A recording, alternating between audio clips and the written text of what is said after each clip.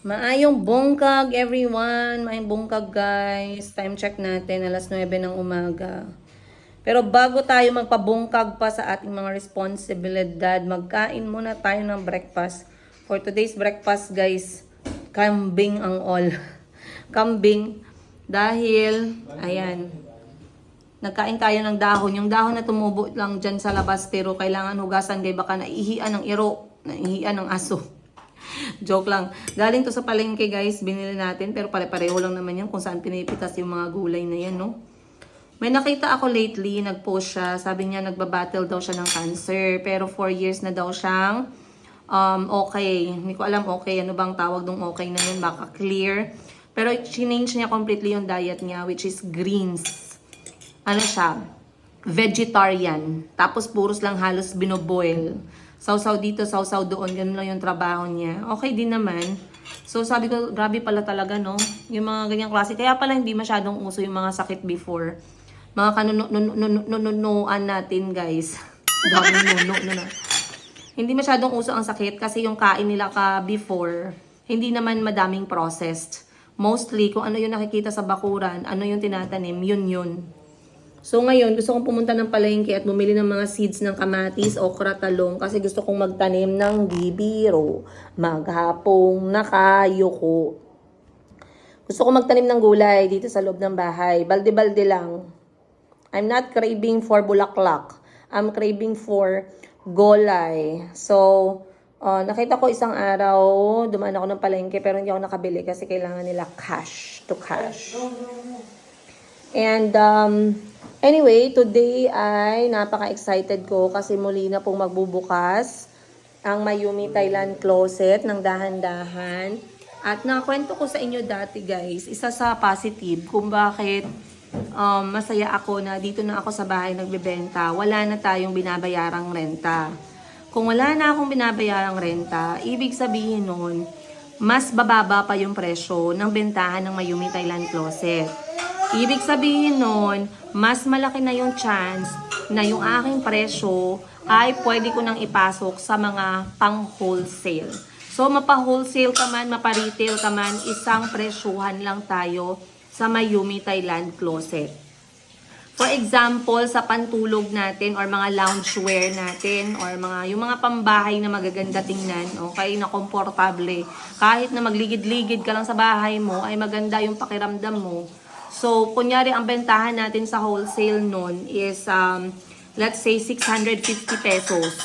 Kahit na isa lang yung bilhin mo, 650 lang din talaga. Ganon ang galawan natin.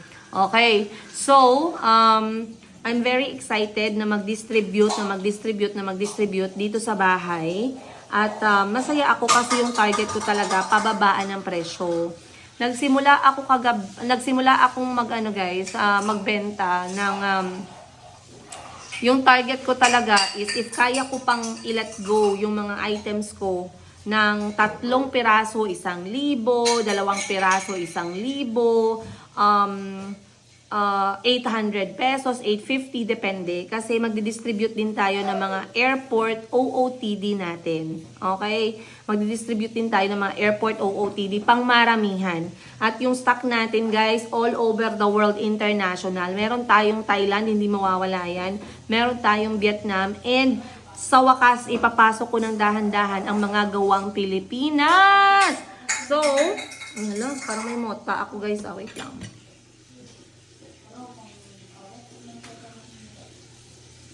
Ayan. So, what makes me very excited, you guys, dahan-dahan kong i-incorporate ang product or produkto na gawang Pilipino. Magsisimula po ako sa hand-woven na mga malong for events. So, para sa mga kilala ko dyan, kung kayo, target ninyo, nasa opisina kayo, teacher kayo, professional, o gusto nyo lang magkaroon ng sarili ninyong malong na hand-woven, papasok po ang hand-woven malong natin, handmade guys. Hinabi-habi ng original, walang halong chemical. Dito sa Pilipinas, gawang Maguindanawon. Hoy! Apakaganda.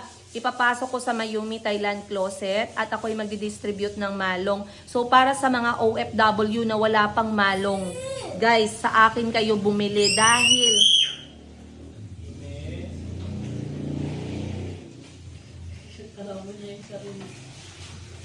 Kalaban niya yung sarili niya, nakaharap siya sa salamin, tapos galit na galit siya. Oh, bakit ka galit? Ha? Bakit ka galit? Sinong kagalit mo? Oh. Sino yan? Langaw yan. Sana si Chico? Chico go to school? Ha? So, like I said guys, papasok na yung ating mga malong hand-woven for special events and occasions. Sa mga OFW na wala pang malong, huwag kayo magdalawang isip guys. Bumili kayo ng malong sa akin dahil hindi lamang nasusuportahan nyo ko, nasusuportahan natin ng sabay-sabay ang ating produktong Pilipino at ang gawang lokal ng ating mga kababayang Maguindanao at ang mismong nagdidistribute ng mga malong. So, meron akong malong very soon guys. Pasok kayo. Pasok kayo sa malong negosyo ko, guys. And promise. Ano pala? Bakit pala? Ano palang gusto mo? Ha? Paano ako magbenta kung laging mainit ang ulo mo? Ha? Akala mo maganda yan? Nabebenta ako, sumisigaw ka? O, bigyan kita sibuyas, oh. Yummy. Yummy? Ay, hindi pala yummy yun. Hindi pala lang yummy yun. O, huwag ka na magalit, Gani. Paano ako magbenta nito kung ganyan ka magsigaw-sigaw ka? Di, malaman nila na pangit yung ugali mo. Hindi na sila magbili sa atin. Di ba sabi ko magpa-cute-cute ka lang?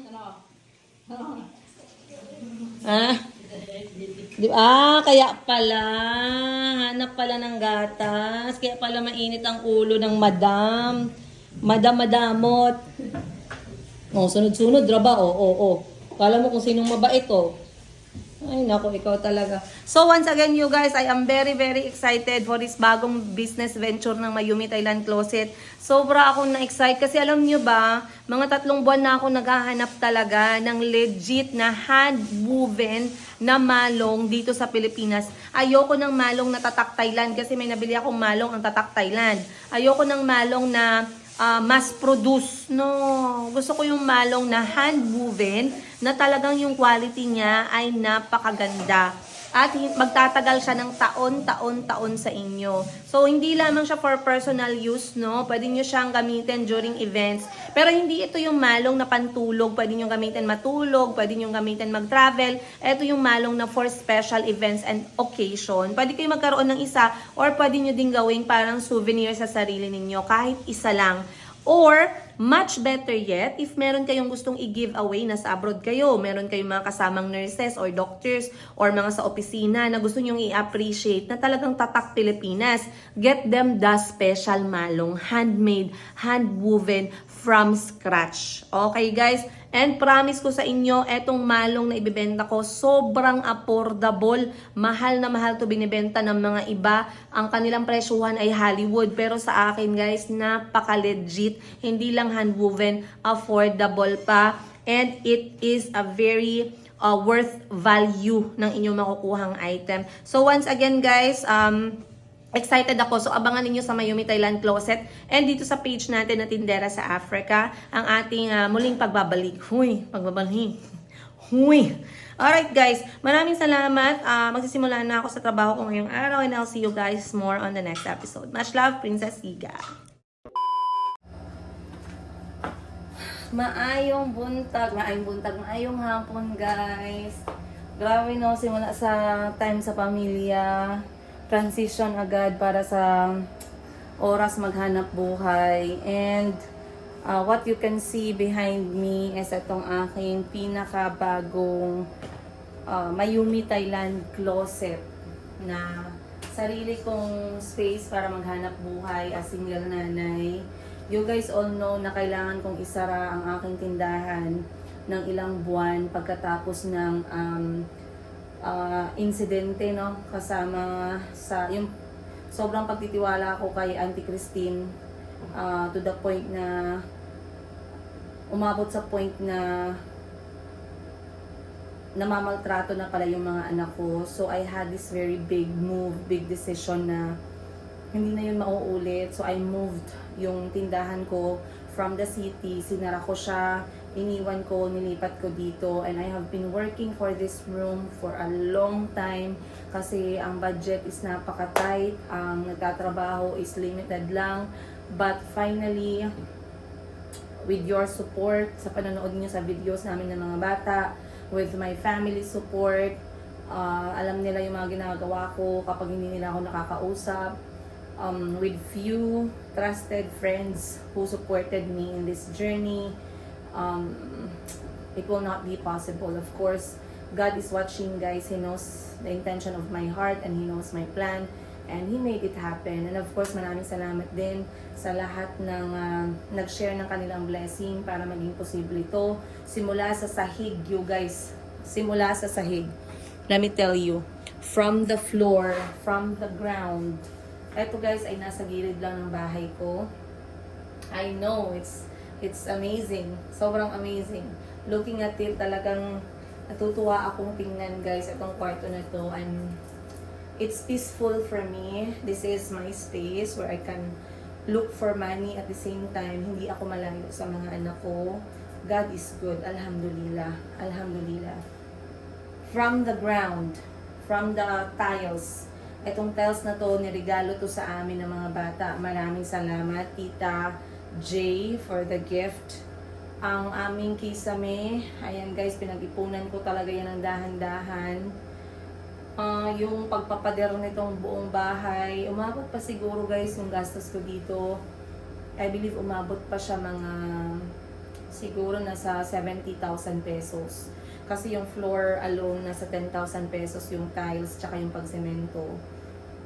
Then yung kisame naman nasa 10,000 pesos. Yung bubong niya nasa 10,000 pesos din yung budget. Sobrang budget na yan guys ha. Sobrang budget na yan. Mga 30 ano na yun, 30 mil na yun. Siyempre yung mga ginamit pa simula sa pagpintura, pag-prepare, pag-prep ng mga pader, pag-prep ng mga ilaw-ilaw, pag-prep ng mga kuryente-kuryente. Humilit kumulang para magawa tong kwarto na to nasa 70,000 pesos din. So dati nagre-renta ako dun sa city, as you guys all know, and I'm paying around 6,000 pesos kada buwan. Other than that, nagpapasweldo ako, may kuryente ako, may tubig ako, marami akong binabayaran. So maabot din ng mga 10,000 yung gastos ko kada buwan nung nasa syudad pa lang ako. So ngayon, since space na natin to, okay lang. Laban-laban lang tayo guys. So imagine eto sa 7 buwan, para lang ako nagbayad ng renta ng 7 buwan. At least dito, hindi na tayo magbabayad ng renta. So, nakikita ninyo, etong aking air conditioner. Yan pa yung dati sa Mayumi Thailand closet. Etong aking pinto at bintana, parte yan ng lumang bahay, lumang part doon. Kinuha lang sa loob. Ayan. Yung kurtina natin na nasa likod ko, luma na din yan. May mannequin ako dito. Ito pa din yung mannequin ko dati. Salamin ko dati. Lamesa ko dati. At, basically, nag-add lang ako ng accessory dito, yung mga pailaw at saka yung ating mga kortina. So far guys, eto na yung itsura ng aking tindahan. Nakakatuwa. Nakakatuwa na nakakaiyak. Kasi, finally, you know, pwede na tayong lagay natin itong dahon-dahon dyan. Finally, pwede na akong magtrabaho na hindi ko kailangan iwan yung mga anak ko. Ayun. So, eto nga pala, yan, dati pa yan. Yan yung ating, tawag mo dyan? Wokilator. Wokilator ba? But, ang dami kong idea, ang dami kong gustong gawing negosyo dito sa tindahan na to ngayong taon. Hindi ko lang alam, of course, depende kasi wala naman akong mabigat na capital guys. Limited lang yung pera ko para lang naman talaga yun sa ano namin ng mga anak ko. Pero like I said, God is good. God is good. I'm sure magkakaroon din tayo ng more stocks in the future. Pero sa ngayon, magsisimula ulit ako guys from the scratch. So, bonggang sale tayo ngayon. Lahat ng item ko from the old shop natin, lahat yon guys ay naitago namin ng maayos at lahat yon ay babagsak po ng 50%. off to go. Okay? So kung gusto niyo makita lahat ng magsisale guys, mga damit, mga long dresses, maxi dresses, Vietnam dresses, mga dress na malamig sa katawan, mga dress na magaganda, 50% off po tayo. Lahat, lahat, lahat. So, i-check nyo po yung aking page. Dito po ako nagla-live selling. Ayan, tindera sa Africa. Diyan nyo ako makikita. But, etong bagong shop natin ay magfo-focus mainly sa unang-una is sleepwear. And I would like to distribute loungewear. I would like to distribute oversized t-shirt, glow-in-the-dark t-shirts, ano pa ba, OOTD for the airport, yung mga ganong klase. Yun yung gusto kong i-distribute. So, I wanted to open ng retail at saka wholesale. So, tingnan natin, no, how fast we're going to make that happen. Pero sa ngayon, mag-a-arrange po muna ako ng shop. So, basically, ngayong araw lang talaga kami nakapagsimula kasi nga, dumating itong mga shelf at nagpatulong ako sa kapatid ko na ayusin. Okay, itong ating mga shelf. So, maglalagay lang ako ng stocks, guys. Para naman, mas maayos natin siya. Ayan. So, eto ay ang aking mga pantulog na Vietnam made. Ito din yung ginagamit ko. Napakaganda ng quality nila. Napakalambot. Ano siya, makapal yung quality niya, stretchable pa siya, number 2. Number 3, masarap pa siya sa katawan. Hindi siya pa sinasabi na mainit, no? So, pag ito isang tao na pagdating mo sa bahay, gusto mo yung parang malamig lang, yung relaxing lang. Yes, you need to check out itong mga benta natin, guys. Kasi minsan, trabaho tayo ng trabaho. Pagdating natin ng bahay, gusto na lang natin mag-loungewear. Oo, meron din tayong mga unisex item, hindi lang pambabae, kundi panlalaki na rin, madami tayo. So like I said guys, ano tayo, wholesale/retail business. So sa mga gustong bumili ng item, magsisimula ng 20 pieces pataas, mas makakamura kayo. Okay? 20 pieces pataas, mas makakamura po kayo guys. Ilalabas ko lang itong mga item na to. And then, next kong gagawin is mag-i-inventory. Kasi dapat alam ko kung ano yung nasa loob ng tindahan natin para naman alam natin kung ano yung standing ng ating mga negosyo, no? From scratch. Hindi pwede na nagdo-drawing lang tayo sa rainbow pag tayo nagnenegosyo. Kahit gaano kasimple yung negosyo, mas maganda pag meron kayong manual na record or yung computerized na record. Okay? At least malugi man yung negosyo or magtagumpay man yung negosyo, alam niyo kung saan kayo nagsimula. So, lalagay ko lang yan dyan. And then, itong iba din, bubuksan ko na. So, let's go. Hello. Mic test. Okay. Si Bunny parang sigbin sa taas ng kama. Hi guys. So kasabay ng pagpe-prepare natin ng tindahan, nandito tayo ngayon sa spare room. Ito yung kwarto ni Auntie Christine. Nag-organize kami dito kasi marami na kaming gamit na kailangan namin i-let go. Ayan. Saan pa yung isang ayun? Nasa hagdan. Ito kasi, itong maleta na to guys, na nakuha ko to sa SM. Para siyang nakaabot ako dun sa quota, tapos binigyan nila ako ng maleta na ganito. Kinuha ko lang siya kasi maliit. Pwede siya kay Chico tsaka kay Calbee if ever na magbabiyahe. Pero pwede naman sila mag-backpack. Pero just in case lang din, sayang din naman. So nakakuha ako ng 2 ganito. Pag ganyan na lang siguro. Or pag ganito patagilid na pahiga. Patagilid na pahiga ba? Parang ganyan. Yan. Ganyan. So, eto naman, eto yung gamit ko sa Thailand. Para, nung namili ako sa Thailand ng mga pasabay natin, eto yung maleta na nabili ko doon during that time. Maganda kasi to kasi good for 30 kilos siya, pero 20 kilos lang yung target. So, ang problema kasi pag bumili ka ng bag na 20 kilos lang din, minsan masyado siyang masikip, parang sasabog yung bag. So, para sigurado, bumili na lang ako ng bag na tag 30 kilos. And then, kahit na 20 kilos lang yung dadalhin ko, hindi ako magpo-problema sa kanyang space. So, ngayon, ayan.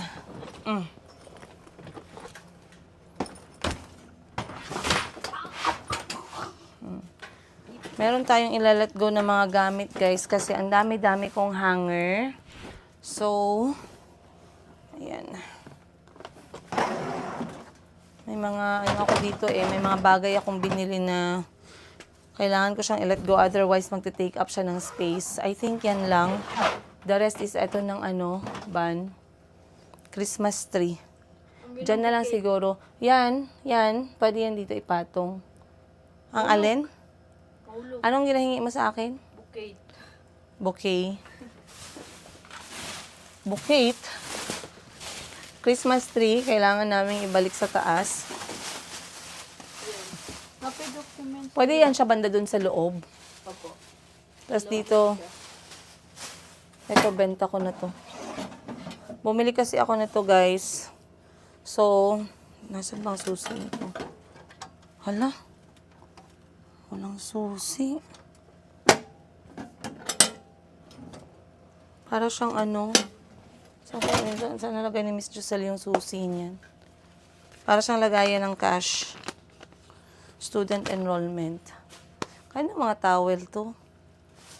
Sige. Ito, para saan to? Mo nang gidala ninyo pod.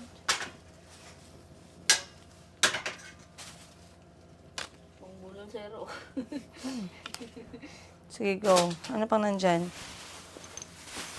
Sa Bernadra. Christmas tree yung pinakamalaki. Tsaka itong foam. Ay, arang Christmas tree na po. Pwede rin ako na-shoot. Ay, hindi magkasya. Masyado siyang Patayo na lang yan, no? Patayo na lang yan, tas Christmas tree sa gilid. Try mo daw. Tanggalin mo muna yung isang maleta sa taas. Kasi patayo mo ulit yan. Malanganin ko magkumas, magbugto ba? Dili Mabugto. Hindi man, matigas man. Dito muna sa likod mo ilagay. Sige, patayo mo muna. Yan. Para Christmas tree dito na side.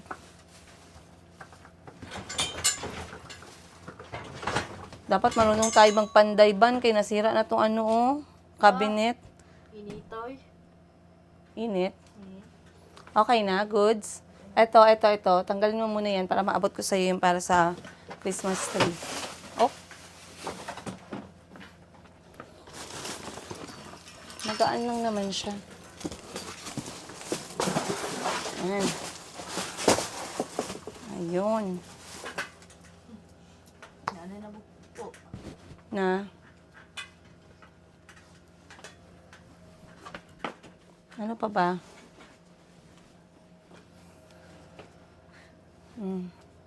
Ito, itabon mo sa Christmas tree para hindi siya malikabukan. Uy, dahan-dahan ka dyan sa ginaupuan mo, ha? Hindi pala ginagamit to. Hindi gamit. Manood ng TV. Ilagay mo lang dyan dito, Ipatayo mo lang dito, sa corner. Baba ka na.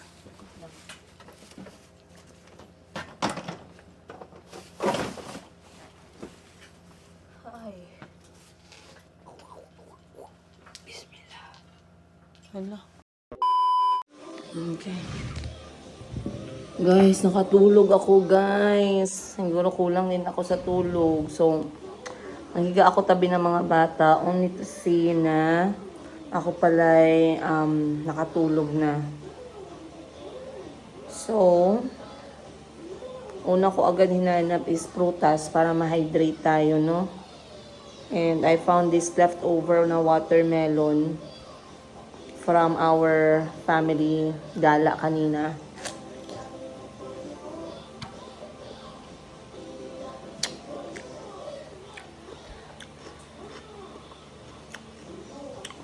Chico. Chico. Halika muna. Tawagin natin si Chico. One big bite for mama. Kain ka nito kay masarap to. Very matamis. Ha? What should I eat? Big man. Ano? Good job. You're good. Apa? Isa pa. Isa pa dali. I'll show my own. Okay. Kalbi. Kalbi. Halika. Kalbi naman. Sobrang init kasi sa labas, guys. Seryosong seryoso. This past few days, para siyang apoy. Ang init talaga dito sa Australia. Oy! Good job. You know how hot it is outside. This one is medicine. One more. This one is for you. Good job. Isa pa. Last one ka. Sarap, no? Sarap, di ba?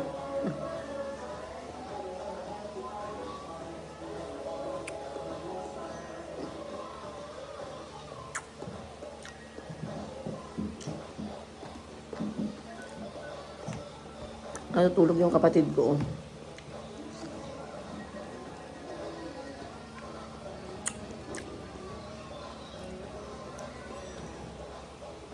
The old me would have I would have sorted for traditional na Pinoy na merienda. Pritong saging, sinugbang saging na may margarine at asukal. Tapos, tinapay. O di kaya yung Pinoy hot cake. O di kaya, ano pa bang binibenta sa kanto mga merienda, no? Tapos, ang papares mo dyan is yung talagang napakalamig na Coke. So, the old me would have craved for those ones. Pero, like I said, ayoko pa mamatay. Wala din akong pera pag nagkasakit. Dahan-dahan natin baguhin yung diet.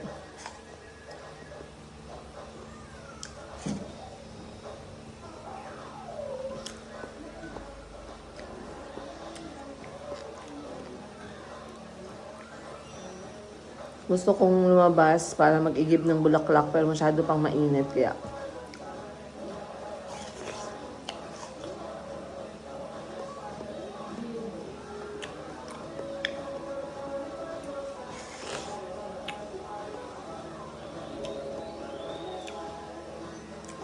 Ngayong araw, nag-schedule din ako mamayang gabi na mag-launch ng live selling sa Mayumi Thailand Closet. Kasi halos lahat ng items ko ay naka-markdown. So, may 700 natin, magiging 350. Yung mga 800 natin, magiging 400. And so on. Yeah. Wow, that's like ice cream.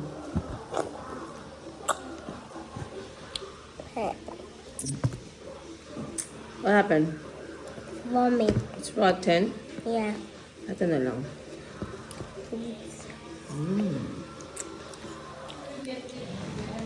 Siya ang malakas kumain. Hayaan mo lang. Kalbi, may dog daw kahapon. Malapit ka daw nahabol ng dog. Saan banda?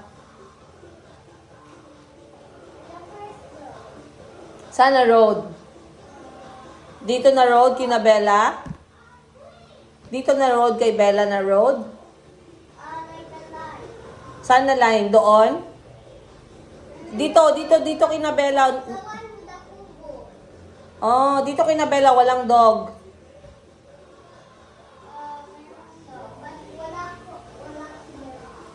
Be careful ka ba? Di ba sabi ko sa'yo, what happens if the dog bite you, you could die. But it didn't bite me, but it was so close. But the girl takes the dog away. Sino na girl? She had the dog and good. Careful ka lagi sa dogs ba?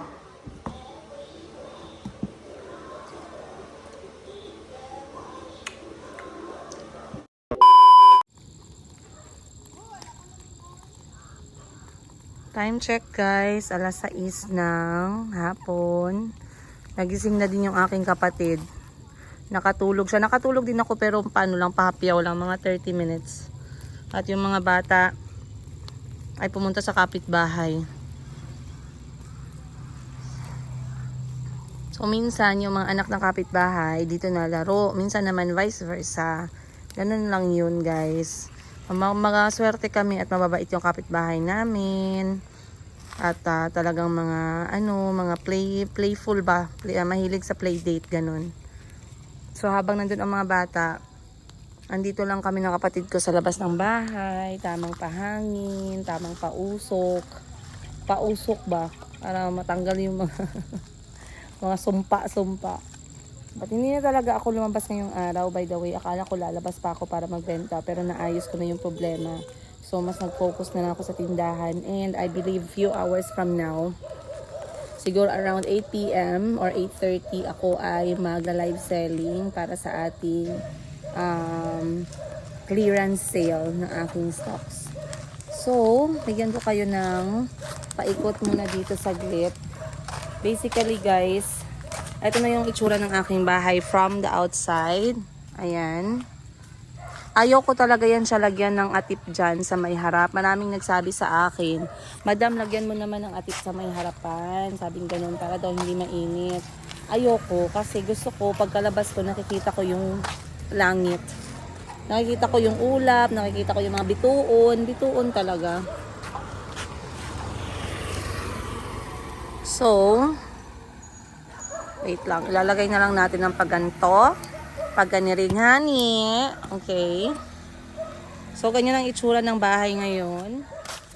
And, wala namang masyado nagbago, guys, no? Maganda lang kasi we opted for talagang dekuryente na ilaw. Kasi nahirapan ako dati. Sabi ko, kunyari, solar ang nilagay. Tapos, hindi maganda yung sikat ng araw. Minsan nasisira pa. Ang hirap. So, dahil solar, kuryente na ilaw, at least sigurado natin na talagang gagana siya, no? As long as may pambayad tayo ng kuryente. Ayan. And, pasok tayo dito sa loob. Meron akong konting tanim dito. Meron akong papaya, nilipat ko kaso namatay.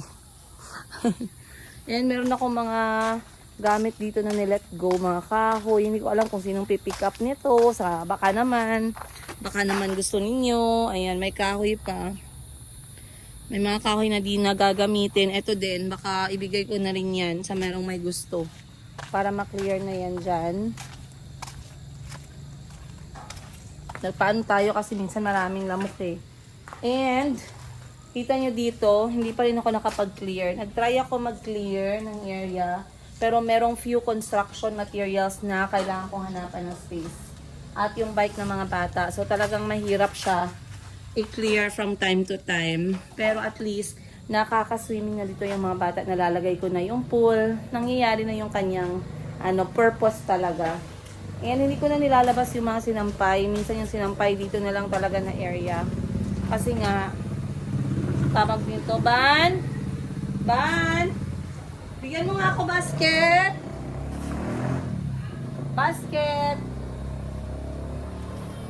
Papasok ko lang to guys, but may mga gamit ako na hindi ko pa nagamit kasi nagtanong sa akin yung gumawa. Sabi, ipapasemento ko ba daw yung labas dito or ipalalagyan ko ba daw ng tawag nito ng gutter, ganon. Kaso nagipit na ako sa pera. Basket kang be? Basket. Ayan, akin na. Pasok ko na to kayo, nagsunog si kuya. Sarap ng amoy ng sunog, no? Parang bahay na bahay ba? Pag may nagasunog. Amoy bukid. Ngayon ko lang na-realize na ito palang apoy at pagsusunog is a part of healing for me. Kasi very natural yung apoy, di ba? So, kagabi, na-realize ko nung nag-bonfire kami, ang sarap pala ng feeling na may apoy, may bonfire, lalo na kapag malamig. So, nag-suggest kami sa ate namin, kay Hachi, na next time na pumunta siya dun sa bukid, palagyan niya na ng bonfire. At sabi ko sa ate ko, pag pumunta siya ng bukid, sasama kami ng mga bata, uuwi kami dun. Pagod na ako, guys. Pagod na ako maghanap ng pera. Sino ba naman hindi mapapagod kakahanap ng pera, no? Pero, what I'm trying to say is, wait lang. Gamit pala ito ni Bunny, eh. What I say is, we are trying to, yung magsimula ka ng mga maliliit na negosyo, para at least, may oras ka na kontrolado mo during the day. Hindi ka yung hindi 7 to 5 p.m. ba? Or 7 to anong oras ka ba nagtatrabaho, ganun. Kay Bunny pa pala to. Basa pa. Hindi na spread out yung kanyang mga damit.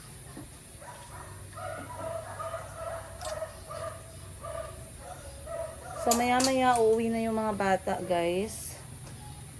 Habang wala pa sila dito, nagiging productive lang kami.